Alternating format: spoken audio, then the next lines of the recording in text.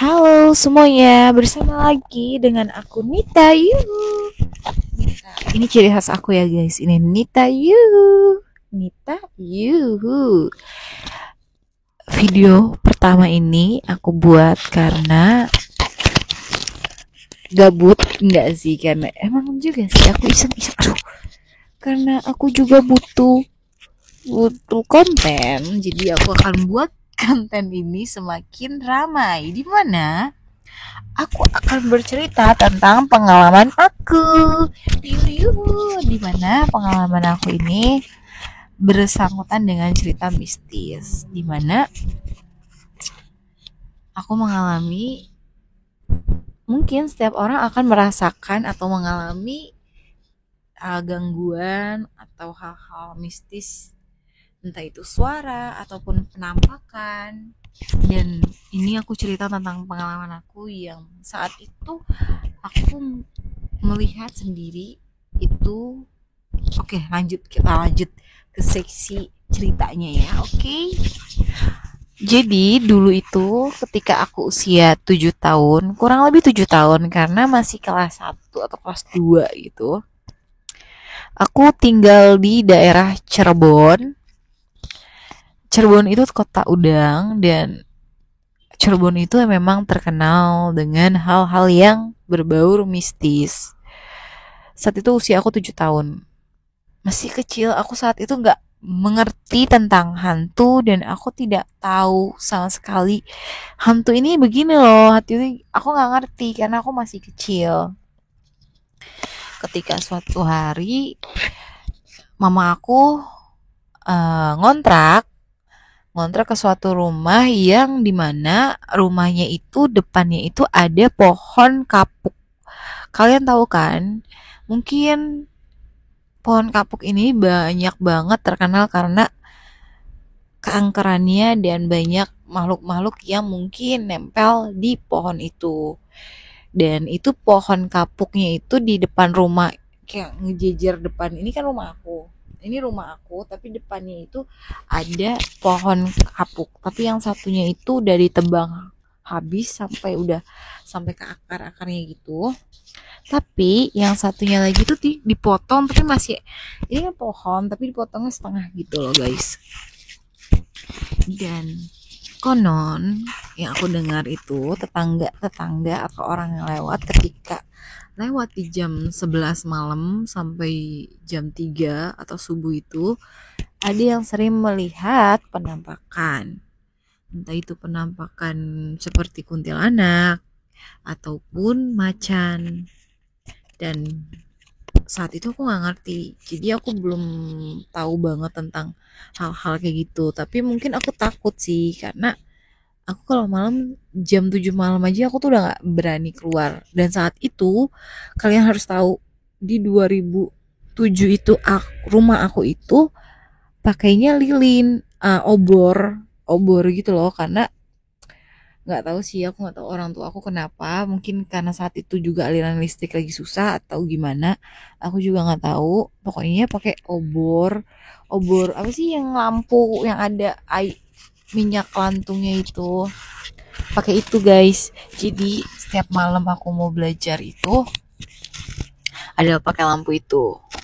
Dan di rumah aku itu ada satu dua tiga kamar dan satu dapur, satu kamar mandi. Kamar depan itu langsung ke depan, kan jendela depan rumah itu berbatasan langsung sama kamar sama teras. Dan di depan kamar ini ada sumur tua. Dan lanjut, kamar utama ini yang besar yang tadi aku ceritain itu kosong karena diisi untuk jadi gudang, dan isinya itu pasir, batu bata, dan lain-lain untuk rencananya renovasi. Dan untuk kamar yang kedua itu di belakang. Jadi kamar yang satu di depan, duanya di belakang, dapurnya itu di depan, persis depan banget sama dapur, kamar mandi sama kamar utama, kamar ruang tamu kan. Di situ ya aku nggak ngerasa ada yang aneh gitu karena aku masih nggak ngerti. Tapi ketika ada acara gitu, biasa tetangga-tetangga juga kan pada datang ke rumah. Itu aku inget banget jam 12 malam. Jam 12 siang. Masih siang bolong sih. Jam 12 siang, waktu azan zuhur kalau nggak salah itu, aku masih inget banget. Aku itu duduk di balai. Balai itu apa ya? Kursi yang terbuat dari kayu atau bambu gitu di dalam. Kan kamar utama ini kan pintunya itu langsung nebus ke dapur. Aku duduk tuh sama tetangga-tetangga yang lagi main sama mama aku. Dan saat itu mama aku sedang masak mie instan. Masak mie instan gitu. Dan tahu kan panci mie itu kan berarti kan yang agak besar dan bisa bervolume gitu kan, gak yang pan gitu kan.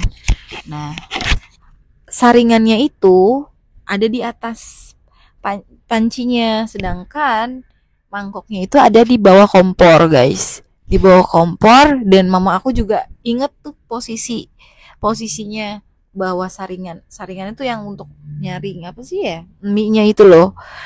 Itu di atasnya. Terus kita nunggu tuh, duduk tuh sambil ngobrol-ngobrol. Aku tiba-tiba ngeliat sendiri itu saringan bisa pindah sendiri, terbang gitu ke bawah mangkuk. Dan aku langsung teriak saat itu juga, "Ma, itu saringannya." Kok aku jadi takut sendiri. "Ma, itu saringannya terbang." Kata mamaku, "Masa bisa terbang? Itu coba lihat. Udah pindah ke mangkok." Terus mama aku bilang, "Ah iya, ini siapa yang mindahin?" Sedangkan di dapur itu gak ada siapa-siapa, guys. Dan itu real banget siang hari. Dan sampai sekarang aku gak bisa lupain. Entah itu siapa. Soalnya rumah aku itu emang apa ya, kayak lampu tuh kalau malam juga jarang. Tapi siang juga kan harus ada matahari. Tapi masih terbuat ya masih tradisional gitu kali ya. Soalnya banyak pohon kapuk gitu mungkin ya. Terus udah tuh mamaku nanya, "Ini siapa ya?" Terus pada pada takut kan, jadi pada keluar. Padahal itu siang-siang bolong, guys. Itu siang hari, jadi kayak pada takut. Aku juga anak kecil tadinya, kok bisa gitu kan ngelihat, aku masa ngeliat kayak gituan. Terus ya udah tuh mamaku nenangin aku karena aku nangis kan. Mama aku nenangin aku udah. Tapi ternyata aku dengar cerita dari mama aku bahwa ada tetangga yang lagi main gitu, nginep ke rumah, itu ngedengar kayak macan di kamar utama, yang dimana kamar utama itu menjadi gudang yang isinya itu cuman pasir sama batu bata, pasir yang buat bangun-bangun itu kayaknya penuh banget gitu, nggak ada barang-barang atau apa, nggak ada hewan juga. Tapi depannya itu memang sumur tua, dan di sampingnya itu gang yang memang di belakang itu ada pohon jambu. Jadi agak serem, ada yang dengar ada aungan macan gitu. Serem sih. Aku pikir-pikir kok aku berani juga ya tinggal di rumah itu, mungkin karena aku masih kecil gitu kan. Dan itu ketika mama aku kan dulu pindah-pindah ngontrak gitu, jadi saat itu aku nggak ngerti juga sih tentang hantu-hantu gitu. Tapi memang sempat heboh karena pernah ada kejadian di mana ada orang hamil yang lewat depan rumah aku jam 1 malam. Itu dia di apa ya, ketika dia jalan itu kan dia ada berdua gitu, katanya berdua sama adeknya atau sama siapa nggak tahu. Tiba-tiba di atasnya itu kayak ada yang terbang gitu ngikutin. Dia lagi hamil besar sih, 7 bulanan. Diikutin sampai ke rumah. Dan itu kan apa ya, rawan banget ketika orang hamil itu pergi keluar sendirian malam-malam, terus ketemu ya kita bisa bilang itu kuntilanak. Serem sih. Terus dia cerita tuh, "Bu, mama aku kan namanya Ibu Tari. Bu Tari, ini enggak sih tadi malam tuh begini-gini. Hah, yang benar iya, dia cekik apa sih si kuntinya ini, dia cekikikan di atas kepalanya si orang ini yang lagi hamil ini, sampai ngelewatin yang ada rame-rame. Yang rame-rame itu katanya si mbaknya ini dia ngelewat, ada bapak-bapak lah yang biasa ngeronda gitu tapi sekalian nongkrong gitu, dia langsung lari itu katanya, terus langsung minta tolong. Tapi ketika itu juga yang kuntinya itu langsung hilang, jadi nggak kelihatan. Itu sih menurut aku cerita yang wow kok bisa ya gitu. Tapi kata mama aku nggak diceritain nih ngelihatnya apa atau bentuknya apa, nggak tahu mukanya karena nggak berani, cuman dia ngelihat ada kayak kain gitu terbang cekikikan.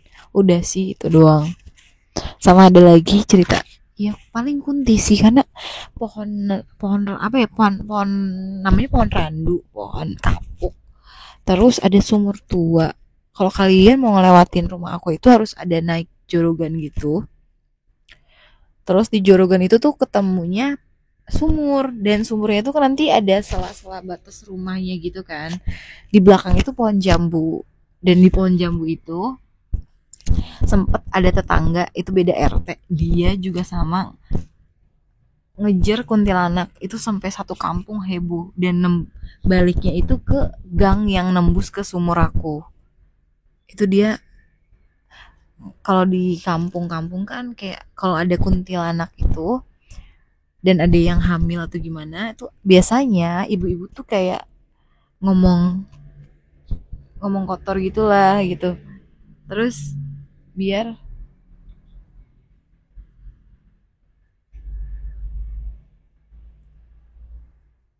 aku cerita horor gini terus lampu di hotel tiba-tiba kedap kedip, jadi agak agak cranky sih, aku juga merinding sih, cuman ya sudahlah, ini kan cerita ya, berbagi cerita.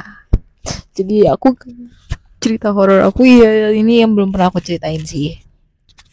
Jadi buat kamu juga kalau mau dengar nonton aja ya videonya ya. Jadi tuh ada yang lihat kuntilanak itu terus dikejar rame-rame sama warga kan. Tapi dia baliknya itu ngelewatin pohon jambu dan nembusnya itu ke sumur tua yang ada di depan rumah aku. Terus tiba-tiba hilang gitu, nggak tahu. Itu sih serem, serem banget. Aku banyak cerita mistis. Mungkin aku bakal cerita lagi. Ini udah panjang lebar.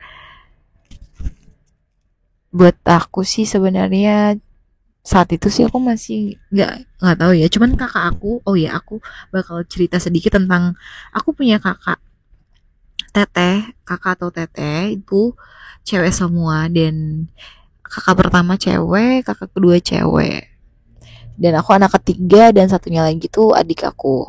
Tapi waktu itu belum punya adik, jadi kita bertiga cewek semua.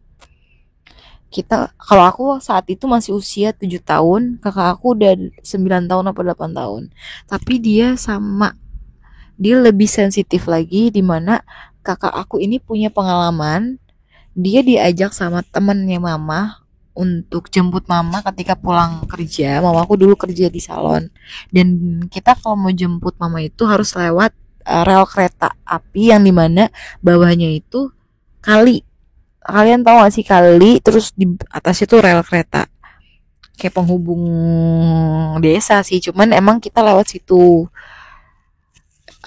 Kakak aku tuh udah lewat tuh, udah ada di pos yang tutupan kereta gitu jam 2 malam, dan itu termasuk jam 2 pagi sih kalau nggak salah ya, karena untuk hitungan jam itu mama aku datang, temennya mama juga datang. Tapi kakak ngobrol nih, mama aku sama temennya ngobrol, tiba-tiba si kakak aku yang kedua ini, dia lari, dia masih kecil kan, dia lari ke deket rel gitu, terus dia entah itu ketemu siapa atau dia ngobrol sama orang, dia ngerasanya ngobrol sama orang, dia ngeliat dimana korban, menurut aku itu korban kecelakaan tabrak kereta, dia lari abis ngobrol ngobrol sendiri itu, yang kata mamaku, dia kok ngobrol sendiri, terus dia balik nih, mah minta betadin untuk apa, untuk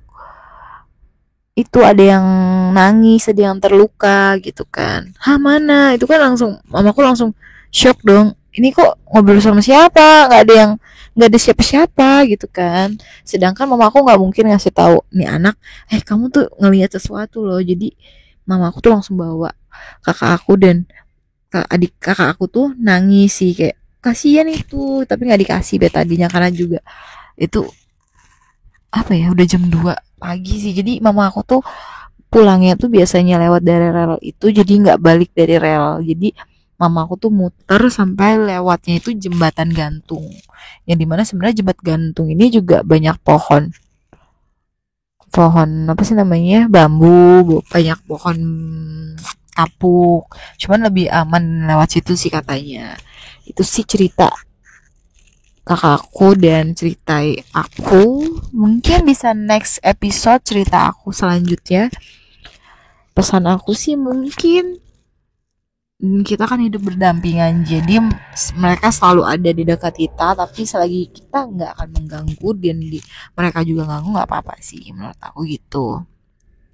Karena kita kan hidup di dunia ini untuk apa ya, untuk apa sih, untuk berdampingan lah gitu. Terima kasih sudah menonton.